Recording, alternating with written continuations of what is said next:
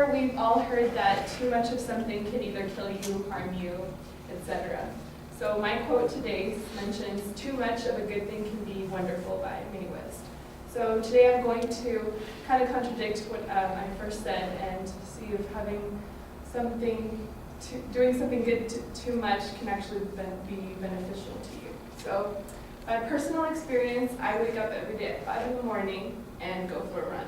Most people think I'm crazy or weird for waking up that early and going on a run pretty much every day. And I see it as something beneficial because not only, I see it as a meditation. I like to run and look at the sunrise, clear my mind, think of what I have to do throughout the day. But there are other people who, of course, think that we'll just sleep in and get to class, etc.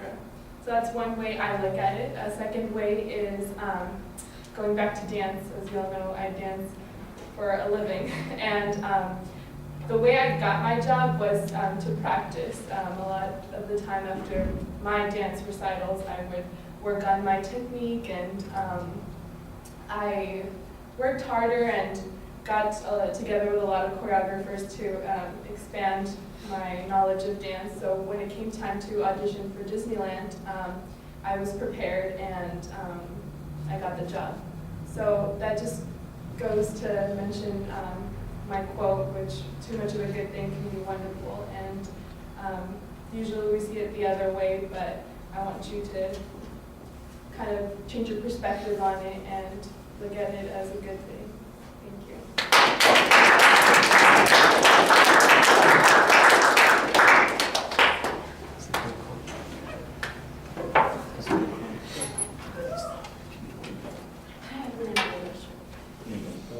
You take a break.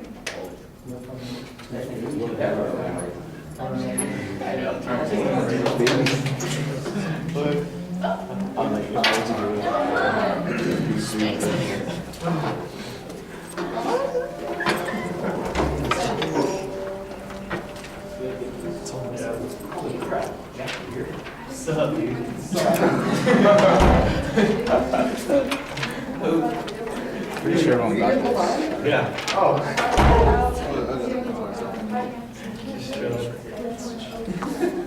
Wait.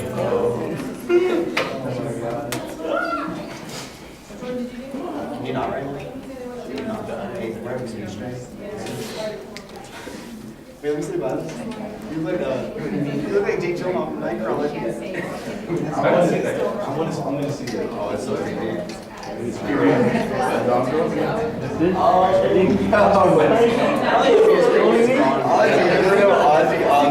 know what you mean. You barely talk. And it just gets But he's also really good at that.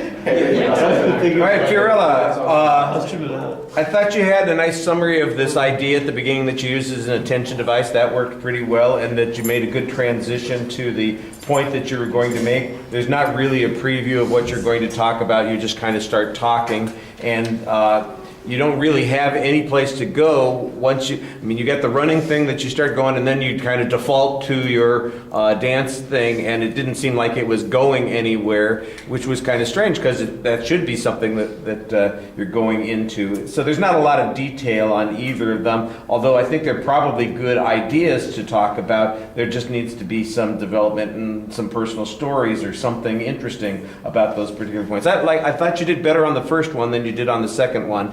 And when you watch the presentation, I think it's also interesting that you'll notice it, because it seems like when you're talking about running, you're much more animated when you're speaking. You've got gestures, your facial expressions, your voice is really up, and then you get to talking about dancing, and it's not like you're a complete fail or anything at that. It just seems like this is my default position, and I'm just going to talk about it, and it lacks the same kind of dynamism that you had in that first point. And it's noticeable. You can see that you stop using gestures. You almost hug yourself, not quite, that kind of thing. It pulls in, which is kind of strange because it is a subject that you obviously do and you talk about and you're interested in, and all those kinds of things. So I'm not exactly sure why, except that I think that you recognize that I shot my wad on the first one, and I don't really have I'm just going to my comfort zone here, and it's not helping you on that particular point.